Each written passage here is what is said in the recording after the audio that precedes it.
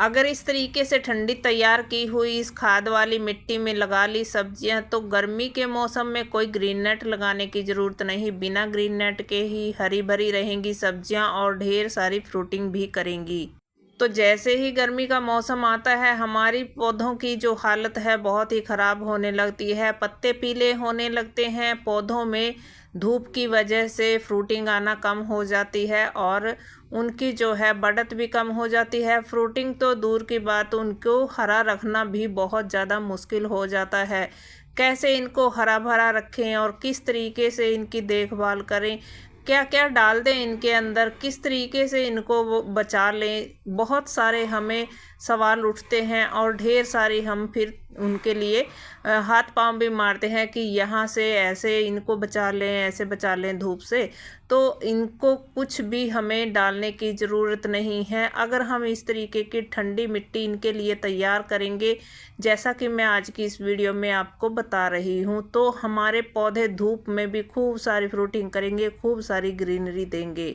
तो hello friend, मैं हूं अमरजीत और आप देख रहे हो सैनी टेरेस किचन गार्डन। मेरा गार्डन आप देख रहे हो हरा भरा है खूब सारा, और आप देख रहे होंगे कि कोई ग्रीन नेट का यूज अभी तक मैंने नहीं किया है।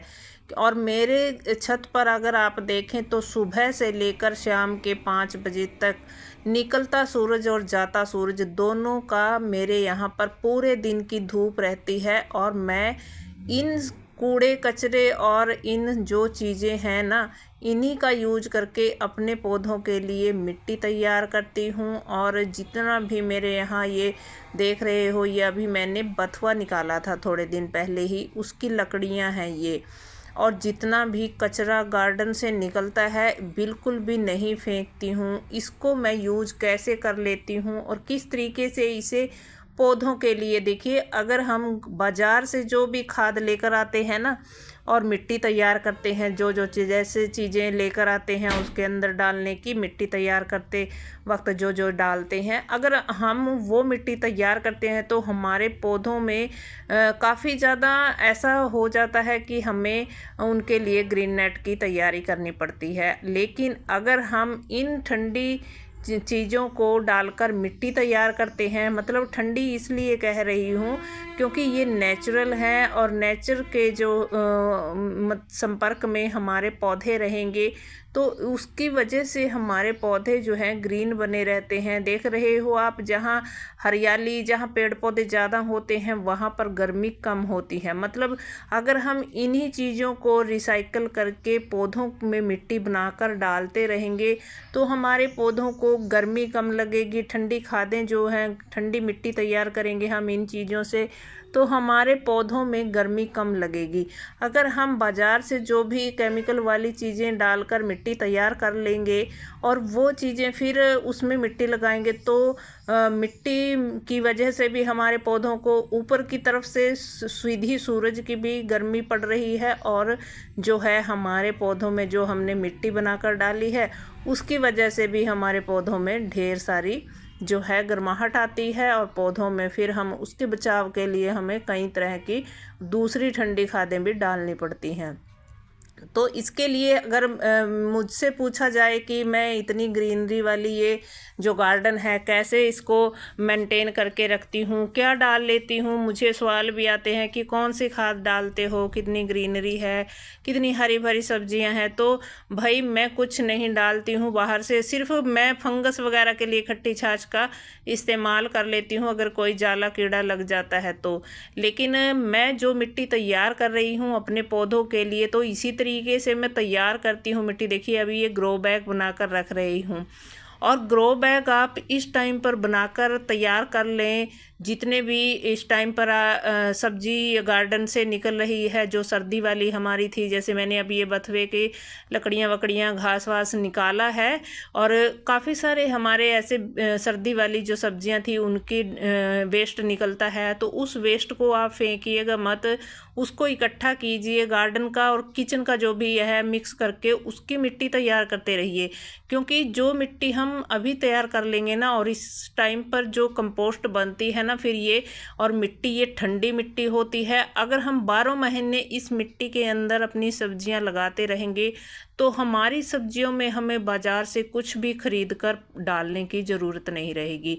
मतलब मैं जो तैयार कर रही हूँ, अभी मिट्टी तैयार करके रख रही हूँ, तो आने वाला टाइम जो आएगा ना बरसात का, उसके अंदर एक टाइम तो ऐसा आता है कि बारिश होने के बाद ठंडक हो जाती है, लेकिन एक टाइम ऐसा भी आता है कि इतनी चिलचिलाती धूप पड़ती है, हमारे पौधे झुलस जाते हैं। लेकिन अगर उनकी जड़ों में इस तरीके की ठंडक बनी रहेगी इस मिट्टी की, तो फिर हमारे पौधों में ये नहीं होगा, हमारे पौधे नहीं सड़ेंगे। मतलब आप देखते हो मेरे यहाँ पर पूरी गर्मी में भी मेरे पौधे हरे भरे रहते हैं। और ये जो मैं ये बनाती हूँ ना, देखिए अगर आपके पास यहाँ चिकनी मिट्टी वगैरह है ना, अगर जो खेत की मिट्टी है चिकनी है, तो उसको भी आप अभी इस मिट्टी में डाल कर रख दीजिए। जो आने वाला टाइम है ना बरसात वाला, उस टाइम के लिए ये मिट्टी आपकी तैयार हो जाएगी।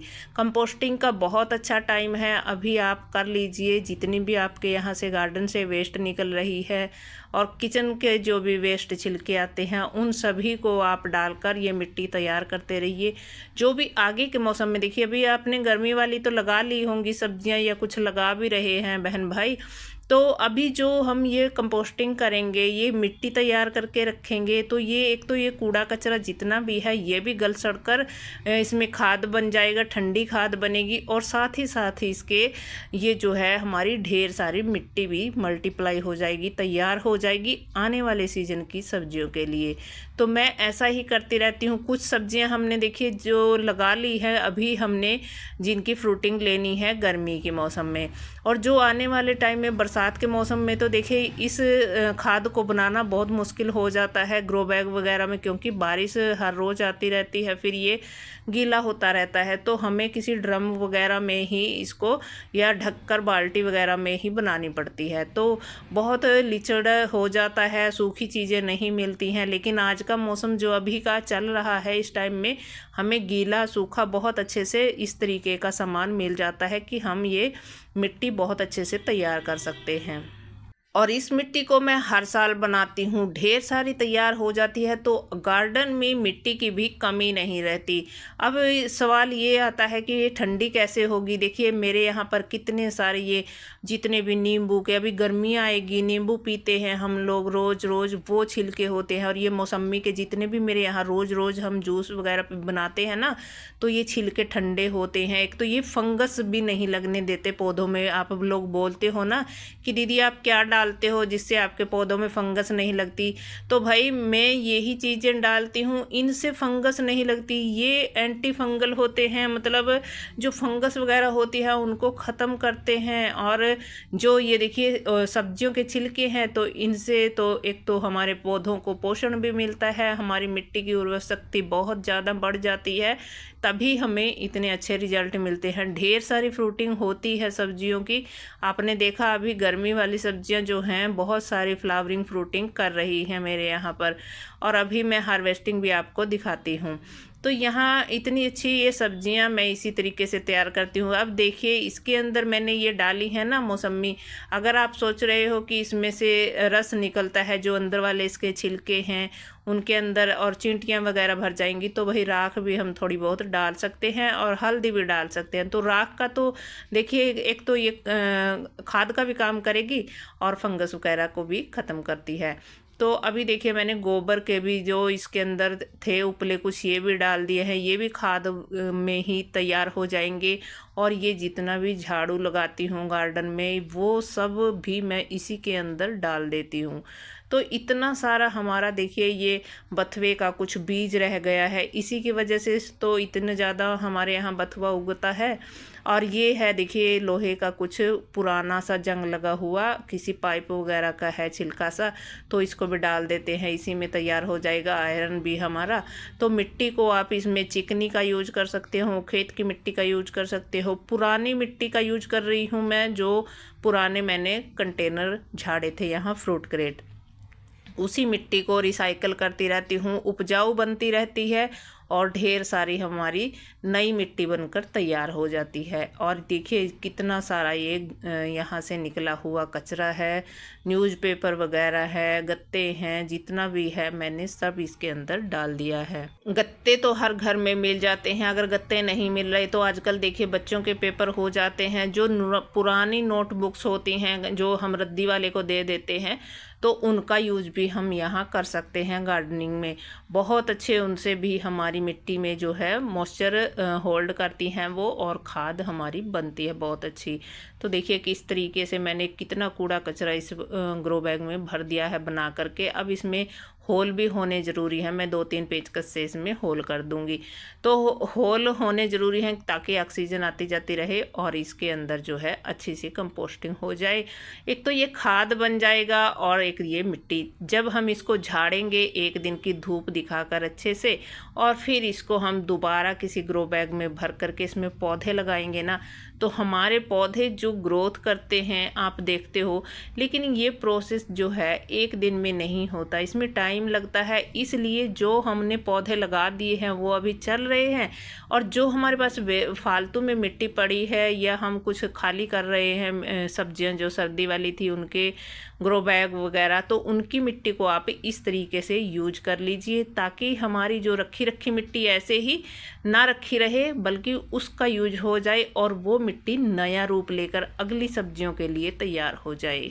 अब देखिए इसमें आपको देखा होगा कि मैंने गीला इसमें बहुत कम डाला है, सारा सूखा सूखा सा डाल दिया है, थोड़ा कम ही मैंने इसमें गीला डाला है। लेकिन हम इसके ऊपर से खट्टी छाछ को छिड़क सकते हैं, गुड़ का पानी छिड़क सकते हैं, और मैंने तैयार कर रखा है। देखिए इसके अंदर गुड़ भी है, डाला था मैंने, और इसके अंदर है गोबर के उपले की खाद। ये देख रहे हो आप, उपले हैं टूटे फूटे, और यहाँ पर मैंने थोड़ी सी इसके अंदर सरसों खली भी डाल दी थी है। इससे क्या होगा कि हमारी जो मिट्टी तैयार होगी ना, बहुत ही उपजाऊ मिट्टी तैयार हो जाएगी, क्योंकि ये डालेंगे तो इससे माइक्रोब्स भी बढ़ेंगे और हमारी जो है कूड़ा कचरा है जो वो डाला है वो हमने, तो वो भी कंपोस्ट हो जाएगा, मतलब खाद बन जाएगा उसका अच्छा सा, और ताकतवर खाद बनेगा। तो भाई अगर वीडियो अच्छी लगी हो तो प्लीज़ लाइक कीजिएगा, चैनल को सब्सक्राइब ज़रूर कर लीजिएगा। तो भाई ये ग्रो बैग बनकर तैयार हो गया, इसको मैं छाया वाली जगह पे साइड में रखवा दूंगी, और आप भी ऐसा अभी कर सकते हो। ढेर सारी इस तरीके से मिट्टी तैयार कर लीजिए और ढेर सारी आगे सब्जियां लगाइए, जिससे आपको बहुत ही अच्छे रिजल्ट देखने को मिलेंगे। तो इसको आप इस तरीके से ढक कर रख सकते हो कहीं पर भी छाया वाली जगह पे, तो मैं उधर छाया वाली जगह पे इसको रखवा दूंगी। तो ऐसी ही सब्जियां आप भी उगा सकते हैं जैसी मैं उगाती हूं, और ढेर सारी फ्रूटिंग अपने छोटी सी बालकनी से, गार्डन से ले सकते हो। ढेर सारी सब्जियां मेरे यहाँ लग रही है।